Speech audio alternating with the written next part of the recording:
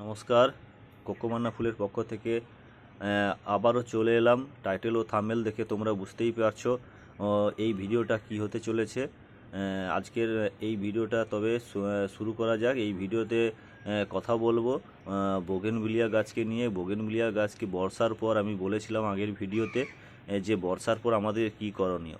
আর বর্ষা বা ঝাপটা হওয়ার আগে যেমন আমি কাঠি দিতে বলেছিলাম, আর বর্ষা চলে যাওয়ার পর বা নিম্নচাপ কেটে যাওয়ার পর আমি টবের মিডিয়াতে কি ফাঙ্গিসাইড দিতে বলেছিলাম সেইটা নিয়ে আমি কথা বলেছিলাম। আজকের বলবো মিডিয়া শুকনা হয়ে গেলে, এই সময় ভালো পরিষ্কার ওয়েদার, আকাশ ঝলমলে ওয়েদার, আর এই সময় আমরা কি করব, এই টবের মাটিকে হালকা করে খসে নেব। খসে নিয়ে মিক্স সার, সব রকম সার মেশানো মিক্স সার এরকম সাইজের এতটা করে টবের কিনারা বরাবর মাটিতে দিয়ে ভালো করে একটু খুশিয়ে জল দিয়ে দিবে। আর এই হচ্ছে বোগেনভিলিয়ার পরিচর্যা।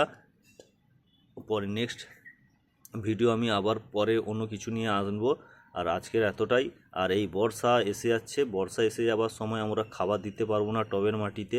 আর এই সময় মিক্সার যদি আমি দিয়ে রাখি, শিংকুচি, হাড় গুঁড়ো, এই সব জিনিস, তারপরে গোবর সার, পাতা পচা সার, আর চা পাতা আমি দিয়েছি, চা পাতা শুকনা করে দিয়ে দিয়েছি। বাস এই পরিচর্যা।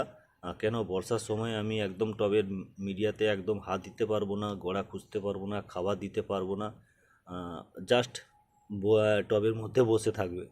আর মাঝে মাঝে পর্যবেক্ষণ করতে হবে টবের মাটিতে যাতে না জল দাঁড়িয়ে থাকে। এই হচ্ছে বোগেনভিলিয়ার পরিচর্যা। চলো আজকে দীর্ঘতর করব না, আজকের মতন টাটা, বাই বাই। আর যাওয়ার আগে গাছটার ফুল বা কালার আর দেখাচ্ছি, কেমন হয়েছে আমাকে জানাবে। টাটা।